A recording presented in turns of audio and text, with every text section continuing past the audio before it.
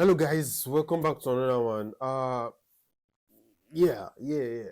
It's been a long week, it's been a long weekend, and a very dramatic one at it. A very dramatic one. And I'm here to just react, give my reaction, give my 2 cents about everything that have happened. And if I can show some pictures, I can. I will and I will try to. But if I cannot, my hands are raised. I could not get the application running very well. But yeah, and it's actually been a long while I've come here to interact and to share my thoughts or to say some of few things or just to drop my stuff out there on the internet. So that if I say I said that, I can tell you and I give you evidence that I actually did say it. So yeah, that's that. But it was a very good week. And guys, what is going on with global warming? It's cold. It's cold. Global warming needs to be hot. That's why he says global warm. Global warm, not global colding, bro. But speaking about cold, there's somebody that uh has also been warming this warming not right this past few games. And it's this guy. Yes, he had a much better game yesterday. And sorry to just jump the gun. I'm talking about the Liverpool versus Chelsea game. So he had a better game yesterday than the other games I used to have, or than the other games in the past 6 games. Yes, he has injury problems. He's been injured. He's been having some problems. But guys, Cole Palmer used to be cold, but now he's warm. But it's just it's just it's just everywhere in the team. Everybody seems to be cold, or everybody seems to be not to be lukewarm. They don't seem to want to be firing. But yesterday was a much better game. It was a 1-1 draw, Liverpool versus Chelsea, and I'm actually quite okay with the game. I'm consistent. Sorry, I say consistent. I'm contented and okay with the game. I'm okay with the scoreline, and it just literally shows that these two teams are average or at the moment, or don't seem to want to get their footing at the moment.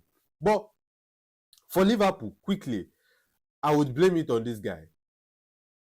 Arne Slot, la. I have to blame it on this guy. Yes, last season he won the Premier League, he won the trophy, and probably that's why the board still want to keep him because maybe they thought he has one of two things embedded in his game that made them win the trophy, and it's not just going to be a scuffed trophy. But let's be frank, it's a scuffed trophy. The one that Arsenal is also going to win this season. But we'll get to Arsenal. This guy and the slot, he seems to not know what he wants to do. Like there's no tactical approach to it to his game. He relies so much on a lot of outside shots and brilliance, like players' brilliance, like individual brilliance. And as a coach or as a what class manager that's supposed to have said or that we're supposed to say, oh, you've won the Premier League, which in a way you made the Premier League look so easy to win, which is not, by the way.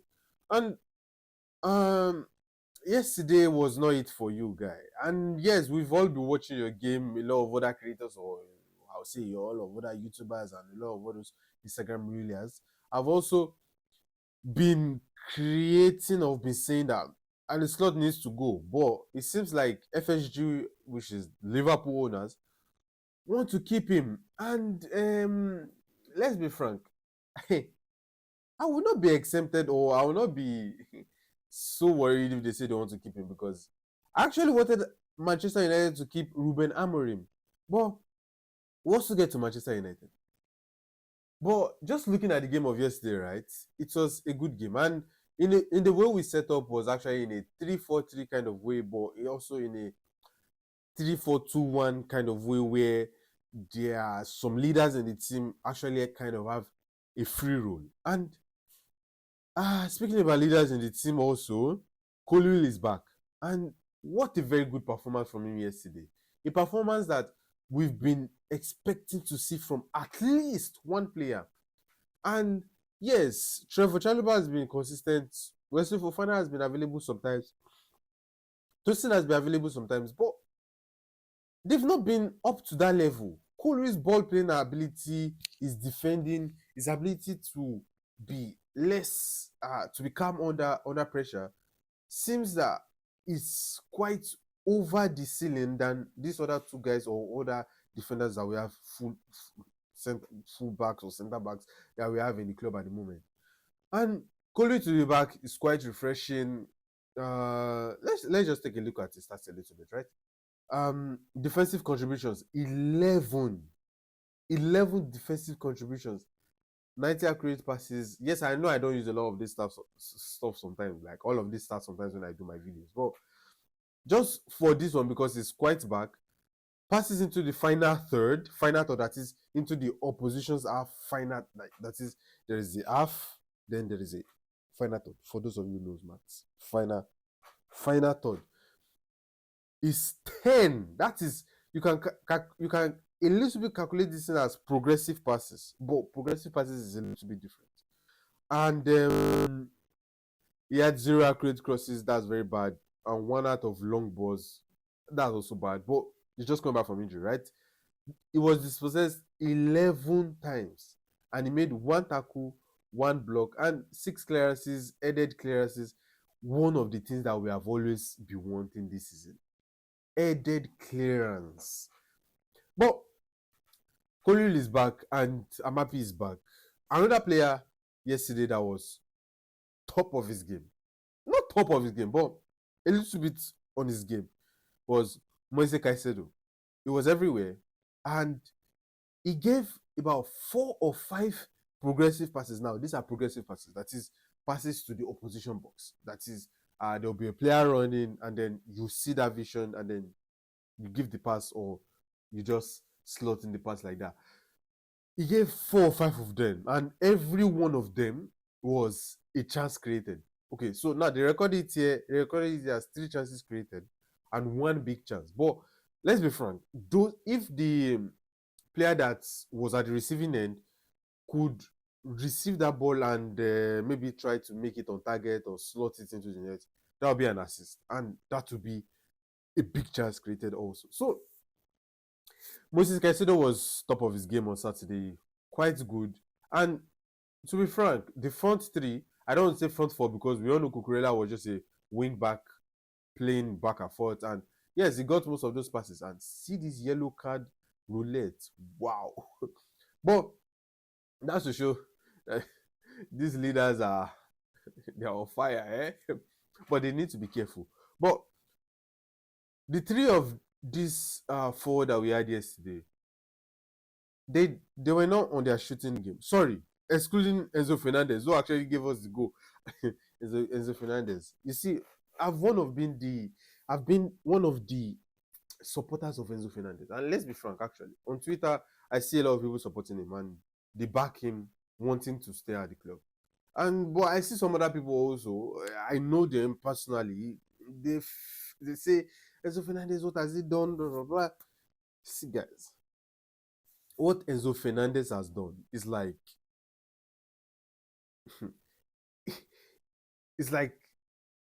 it's not, people seem to want to make it invisible, but let's be frank, it's not invisible because he has the goals, he has the assist contribution, he has headers, he has arriving into the box. Even though his defensive attribute is not so good, like maybe Caicedo, but he has something that all the midfielders in Chelsea right now at the moment does not have. That is scoring goals, shooting, getting the ball at the back of the net, and which is what we want at the moment. So, Enzo Fernandez, class. Cole Palmer seems to be frank, as a Chelsea fan, I would want to be selfish enough to say Cole Palmer should not go to the World Cup. But for his personal development, for his own personal career, I think to be okay for him to go try to sit on the bench a couple of times, get your leggings together, and when there is preseason, just rest. Just maybe come in 5-10 minutes each game, try to get your jogging together and your fitness together. As medical people will know that you need that kind of fitness. Well, yeah, I would not want him to go to the World Cup. Try to let him relax. Also, same for Enzo Fernandez, because Enzo Fernandez has the most matches played of a Chelsea player this season. The most matches played of any other Chelsea player.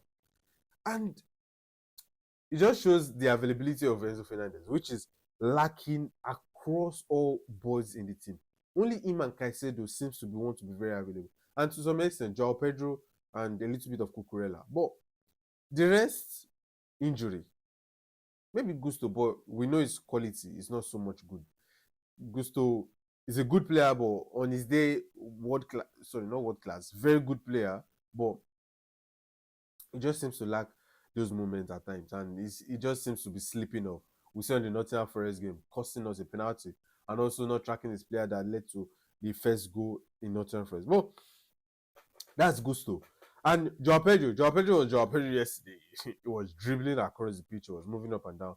But he, I don't want to say he needs to be that figure eight number 9, but figure 9 number 9.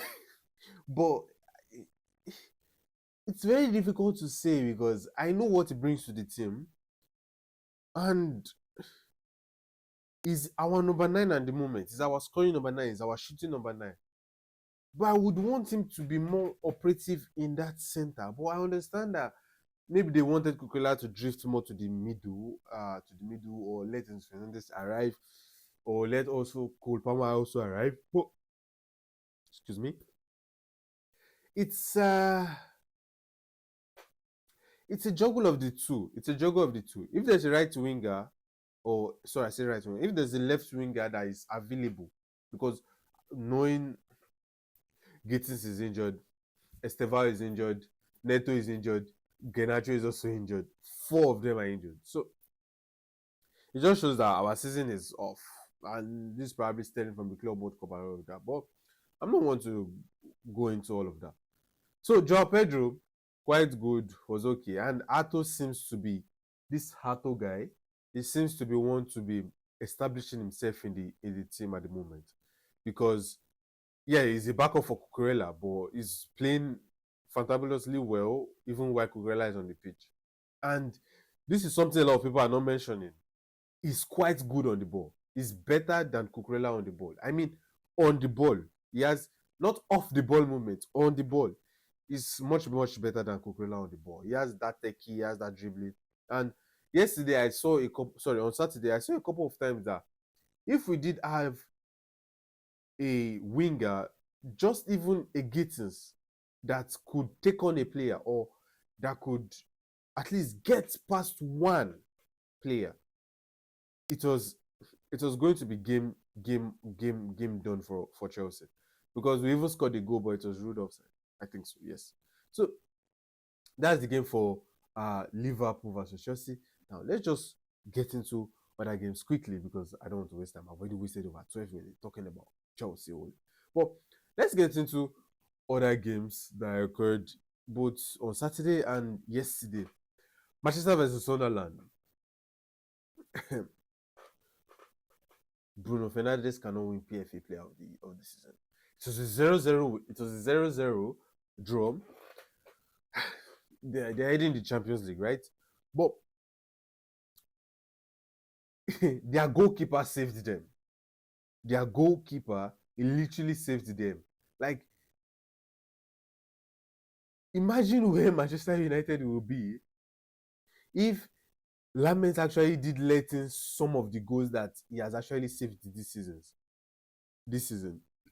Like, now, these goals or these balls I saved were high reflexes. Like, Manchester United defense sleeping. And this Bobby guy, Brobby is a terrorist. Is a terror. But that's it for the Manchester United game. I think they played quite well. They played quite okay. There was nothing too much for them to do in a way or two, but it was a quite okay game. And Manchester City versus Brentford. These guys, Manchester City, why are you guys trying to frustrate every football fan? Why are you people trying to frustrate every football fan? We want you guys to win the league. I know some people want Arsenal to win the league, but we want you guys to win the league. And you guys seem to be the only one that is competing with these people, with this set of frontstars that they call themselves Arsenal Football Club. But as the case may be, you guys still won the game thanks to Jeremy Doku. 2 games now, this guy has been on form. he's been on form. He has carried Man City on the back, and this is what is needed from wingers.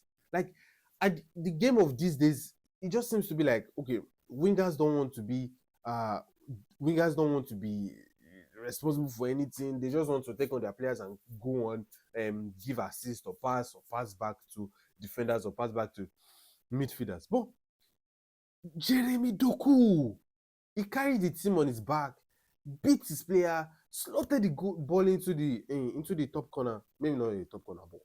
You understand? And it was a goal. And this is the type of class that every top club needs. Not a Genacho, not a. I want to say to an investor Gittins, but I rate Gittins to some extent actually. So Manchester got it done, and Brentford tried to terrorize them. Thiago tried, but he could not do anything. And that was it. Bayern Munich 1-0. They've already won the league. I'm not going to be talking about this one. But now to Sunday, where it was filled with drama. Like, I mean, it was filled with the utmost drama that probably shaped the whole season. Actually, shaped some seasons. Sorry, I said some seasons. Some league seasons already. Seen Barcelona winning against Real Madrid. And by the way, Jose Mourinho to Real Madrid is going to be a bang. Yes, there's some few doubts here and there. Is it going to be tactically sound? But it's Jose Mourinho. Jose is Jose. He's the special one. He's going to calm down that dressing room. And I would love to see if he would bring in someone like a Sergio Ramos into his coaching staff, and maybe a Pepe or even a Toni Kroos. Because Carvalho at the moment, I said it to someone. I said, I don't understand. Carvalho is the club captain, is the top club captain, him and Couture. But it seems that they cannot handle that dressing room with the likes of the Vini and the Mbappe, whatever is going on. And also, we saw the fight with Chomeni and Valverde, who is also a captain, Valverde himself. What is going on at Real Madrid? But when I'm going to be talking about managers again, we'll speak about Jose Mourinho, we'll speak about all of those things, and there will be reactions to all of that. So, we saw Barca win against Real Madrid. Rashford scored a free kick. You Barca fans, come for Rashford again. Come for Rashford. You guys don't rate who he is. But Rashford has won his first league title as a professional football player in his career. He won it at Barcelona. Thanks to Barcelona, Barcelona gave it to him. Thanks to the likes of Lamine Yamal. So thanks to him, when all those people did not come up, all those people did not turn up, he turned up for them. Even though, yes, did not go on to win the Champions League, but he also turned up for them in the Champions League. Yeah. So it was a good game. Real Madrid seems to not be on it at the moment. They lost everything. It looks like they've lost a lot of things. They lost a lot of players, leaders. Mbappe says he left the training session because apparently, yeah, he left the training session. I was listening to some news, and they said, 5 minutes to when the training session was about to end, he left because he discovered he was not going to be playing. So why was he going to be? Childishness in that Real Madrid team, something we've never seen before. Okay, yes, we've seen it, but the likes of Jose Mourinho and Ancelotti will calm it down, and then they will tell you, get your shit together. But now, there is a scandal going on right now, apparently, in North London. And yes, I know I'm speaking about this North London team, which is Arsenal at the moment, but in Ghanaian terms. Tell me how you've not been given foul for everything that's in it. Yes, I'm talking about the end of the game, because minute 1 to minute 80 something, 80. Yes, I would say 80 to when Odegaard literally came on the pitch. Okay, 67, but let's say 80, 75. Let's just agree. Let's shake hands. 75. Nothing. These two London clubs, nothing. And there is blood on your hands. Bloods are on your hands, Mateus Fernandes. Because you will tell me how yes, Raya did well, and this is one of the reasons why I do say Raya is world class, or Raya is top. Is top. He's one of the top goalkeepers there. Even though he's not really tall or stuff like that, but he's top. He did very well to cover himself, but that little extra touch that Mateus Fernandez did, that now wanted him to add him to want to change direction to the from his to the left side of the goal is, sorry, or to the right side, whatever how you guys will say it, is uncalled for. It's not needed. Because as a professional player, once that ball comes to you, especially as a midfielder, once that ball comes to you, the instinct will tell you, bury that shit, bro. Bury it into the net. There are blood on your hands, bro. You were supposed to deliver us from this terror. You are supposed to deliver us from this haram, bro. But he did not score that. Raya got the save, and beautiful save from Raya. Tried to make himself look big, as every goalkeeper should do.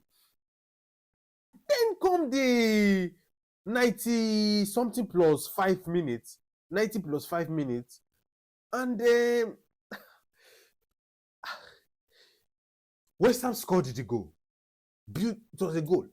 It was a goal, because if you are going to do it as they used to do it, is that yes, that is a foul, but there were a lot of battlings in the box 18, in the keeper's box, and because of that, is either the ref has to call for a retake, because they scored the goal like literally I think almost 1 minute or some seconds after that altercation had happened, and then that action is meant to be void in a way. So either the ref had to call back to retake that free kick, that corner kick, or you call a foul immediately. But because the FA, the PGMOL, have decided that for Arsenal, it's not a foul, but against Arsenal, it's a foul. Explain it to me. You've not been giving it for the whole season. We saw Joao Pedro's head being punched by David Raya. We saw Declan Rice arm ball against Neto, nothing. We saw the foul that these Arsenal players used to simulate. You give it to them, you know it's simulation. We saw against Manchester City, literally one of the first games of the season. We saw it against Manchester United. No foul. But now it's a foul. Then you are telling me, oh, because the hand is on it, this thing is interesting. Raya could not get that ball. His hands could not get that ball. He could not get a grip of the ball.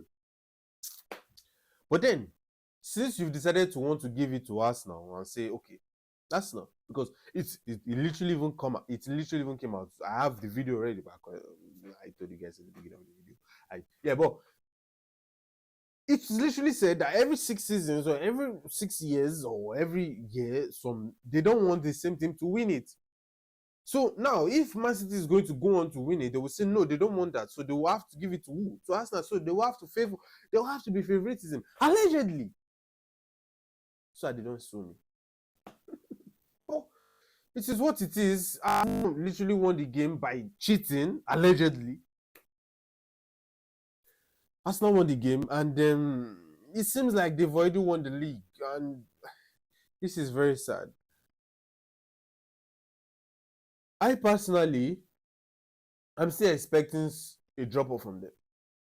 They're Arsenal. I'm still expecting them to where's my bottle? Sorry, okay, it's not here. But I'm still expecting them to bottle it. But if they don't bottle it, that means they'll probably be the one to win it. And this all boils down to Mark Gay giving the league to Arsenal. But let's move on. I think, yeah. So the next game was that was on yesterday or Monday, where we saw Tottenham play against Leeds, and by the way, how shit are Tottenham, bro? How shit are Tottenham? Well, it looks like the relegation zone is still on. It's probably going to be a final shootout to the last minute of the game of the season, barring if there is a draw and then there's a win. Sorry, there's a draw from Tottenham and then there's a win from West Ham. I think Tottenham is playing against Chelsea next. That's going to be next week, Tuesday. But yeah. So this is how the Premier League table looks like. This is how the Premier League table looks like. Congratulations to Barcelona. They've won the La Liga. Manchester Real Madrid fans. Okay. We'll see you guys next season. But congratulations to Barcelona. And this is how the Premier League table looks like. Arsenal will stop with 79 points, one game. Manchester City is with 74 points, one game off. Then Manchester United is third. Well, title race seems to be over, but I personally am not going to write out anything. Anything can still happen, and I am hoping it is hope, allegedly, but I'm hoping that it's going to be to the last season, to the last kick of the game of the season. So Chelsea is in ninth, and it's very frustrating because we've had 4 losses. I think that's the worst record barring Burnley. And yeah, at least if we try to win our next 2 games, if we win next 2 games, we'll have like an additional 6 months. This is a problem. Since last season, we've always been having problem with crossing over the line of points. We can be at 39, and before we get to 40, it will be a problem. We can be at 49, before we get to 50, it will be a problem. I don't understand. But yeah, I've said it. Europa, our league for all of these things, our hope for all of these things seems to be over. For European football, it seems to be over, except if we win the FA Cup. But the preview for the FA Cup final is coming up. It's going to come up before the FA Cup. And yeah, but it's looking very bleak. It's looking very bleak. And yeah, so that's how the Premier League table is looking like. And that's it for me in this video. A lot of nonsense. And I'm going to probably create another video. Not now. No, not today. But I'm going to probably make another video and just reacting to a lot of all of those things that have occurred. Probably tomorrow, yes, probably tomorrow. And I'll probably make a video about everything that have occurred, all of those shenanigans, all of those happenings, all of those altercations. As Arsenal cheated to win the league, allegedly, we don't know. But, and also about all of those managers. So guys, that's it for me. I know it's a very long one. It's a very long one. I've been yapping. I wanted it to be short, but it's a long one. So please, guys, make sure to like, share, and subscribe. See you guys in the next one. And still, up the Chelsea.